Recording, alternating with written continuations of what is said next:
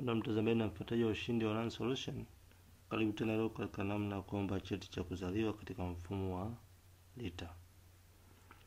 Katika mfumo wa RITA utaingia kwenye linki yao ya website inaitwa irita.rita.go.tz.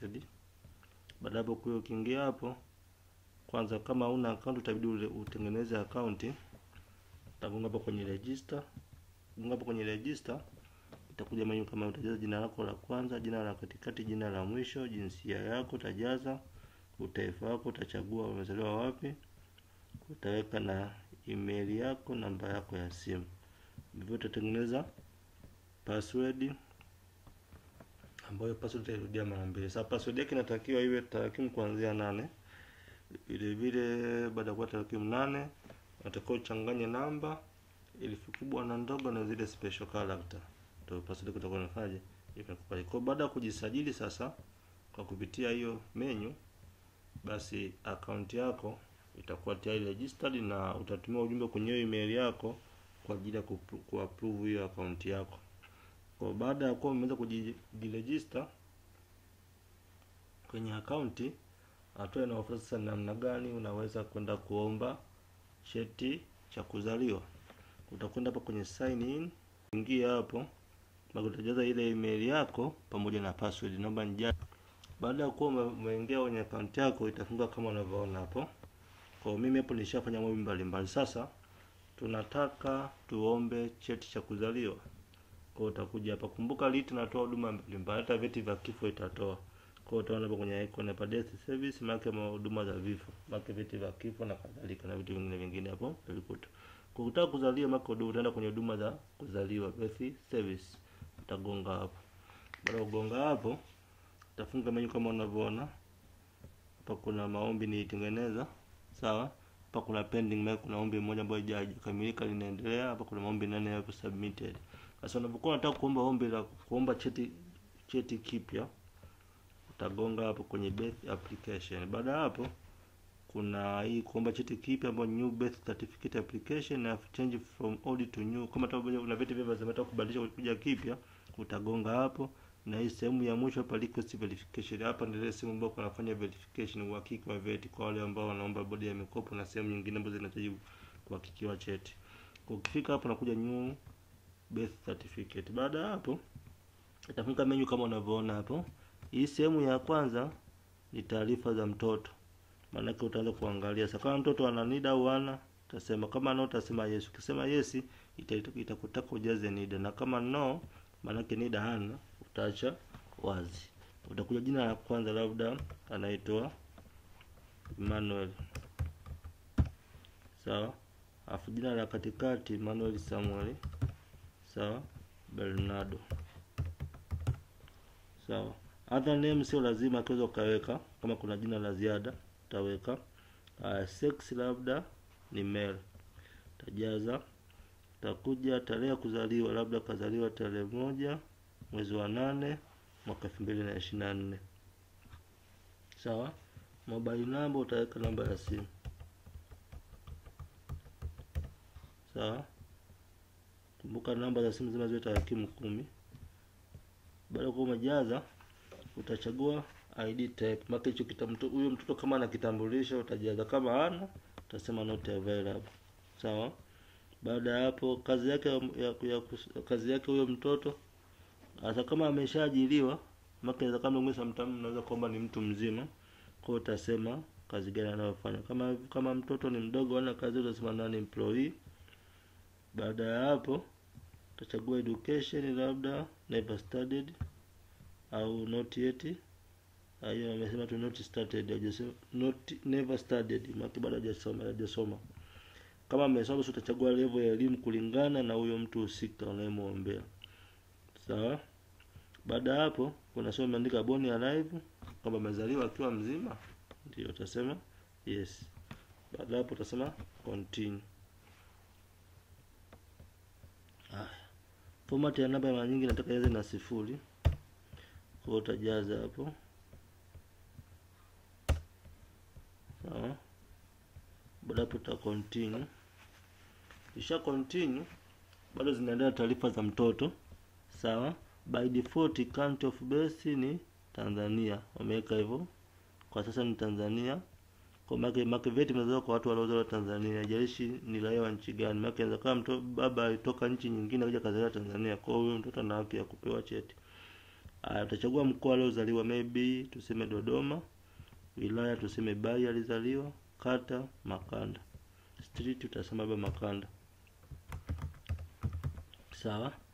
Types of birth utasema kama mtoto alizaliwa ni mmoja utasema single, kama alizaliwa mapacha utasema twins, kama triplet kama watoto watatu utajaza triplet, kwamba alizaliwa watoto watatu, kwa hiyo baba tuseme single.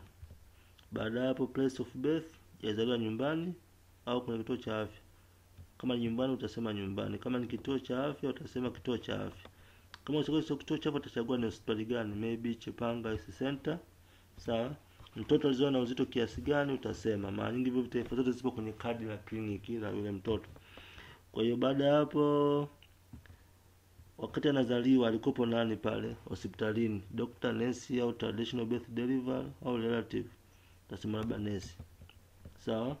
Notification unachagua aina gani ya notification. Hii notification utaweka namba yako ya simu ya kupokelea taarifa ya cheti chako. Sawa. Baada ya hapo place of domicile. Place of domicile maana kwa sasa huyo mtoto anaishi wapi. Utasema labda kama ni Kenya au Tanzania, kama ni Tanzania utasema Tanzania. Tutasema labda mkoa yuko Mbeya. District Chunya. Sawa. Kata ya Magamba.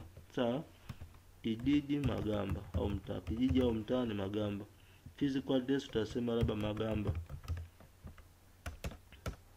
Utasema Magamba. Sawa. Nationality yake ni Tanzania. Lakini nimeeleweka hapo. Sitakumbuka hapo, muda mwingine za kama mtu anaomba cheti lakini alizaliwa Tanzania lakini yuko nje ya nchi nyingine labda. Kwa maana yake inaweza kaa uraia kwa sasa sio Tanzania lakini yuko nchi nyingine. Kwa lazima cheti apate Tanzania ambako alipozaliwa. Utasema continue. Baada ya hapo sasa taarifa zote zimeisha. Tunapata taarifa za mama. Sawa, utasema kama mama ana nini utasema ndio, kama ana utasema no. Kama vile vile mama ana cheti cha kuzaa utasema ndio, yes. Ukisema yes utajaza namba ya cheti cha kuzaa cha mama yake. Kama ana utasema no. Baada ya hapo utajaza jina la kwanza la mama. Labda ni Happy John Juma. Sawa. Baada ya hapo other name kama hivyo utajaza. Kama hakuna utaandika tarehe ya kuzaliwa ya mama yake. Mama huyo mtoto husika. Labda alizaliwa mwaka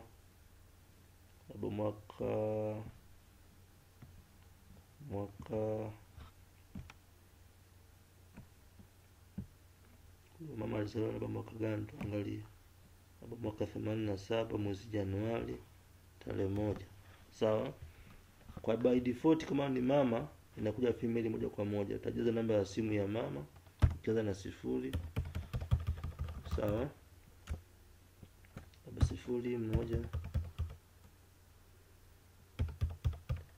Sawa. Namba ya simu ya mama. Utachagua kazi yake ni nani. Labda domestic worker au peasant, kama mkulima peasant. Sawa. ID type utaweka kitambulisho cha mama. Kumbuka sometimes anataka vitambulisho vya wazazi. Kwa tutachukua labda voter ID. Utajaza namba ile voter ID yake labda. Sawa.